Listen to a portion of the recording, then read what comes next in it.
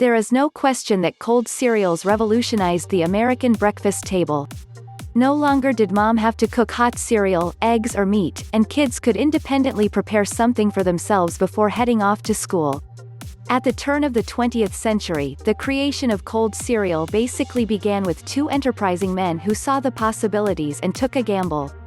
And breakfast has never been the same. In the late 1890s, a rather eccentric man named John Harvey Kellogg ran a health sanitarium in Battle Creek, Michigan, and had created a bland, tasteless food for his patients with digestive issues.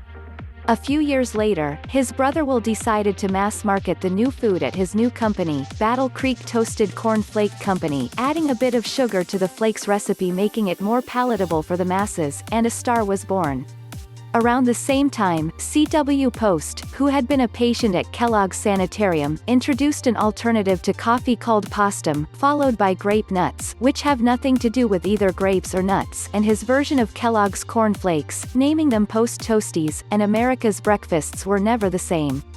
Both men could thank an enterprising gentleman by the name of Sylvester Graham, who 40 years earlier had experimented with graham flour, marketing it to aid digestive problems. He created a breakfast cereal that was dried and broken into shapes so hard they needed to be soaked in milk overnight, which he called Granula, the father of granola and graham crackers. Capitalizing on that original idea, in 1898 the National Biscuit Company, Nabisco, began producing graham crackers based on the experiments of Sylvester Graham, first promoting them as a digestive cracker for people with stomach problems. Seems a lot of people had digestive problems even back then. Fast forward and other companies were sitting up and taking notice. The Quaker Oats Company acquired a method which forced rice grains to explode and began marketing puffed rice and puffed wheat, calling them a marvel of food science, which was the first food shot from guns. Oh boy, would they come under fire for that one today, no pun intended. 1920s Wheaties was introduced and cleverly targeted athletes as they proclaimed to be the breakfast of champions. The 1930s saw the Ralston Purina Company introduce an early version of wheat Chex, calling it Shredded Ralston. Sounds a little painful.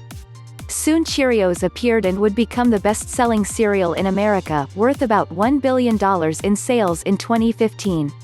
No one can dispute the convenience and versatility of dry packaged cereal. In the last 50 years, this multi-billion-dollar industry has spun off multiple uses, unlimited possibilities, and targeted kids with clever packaging, outrageous names, flavors, colors and choices, all loaded with sugar, of course. What could be more American than corn flakes? Thanks for watching. Leave a like if you find that video interesting and don't forget to subscribe and leave a comment.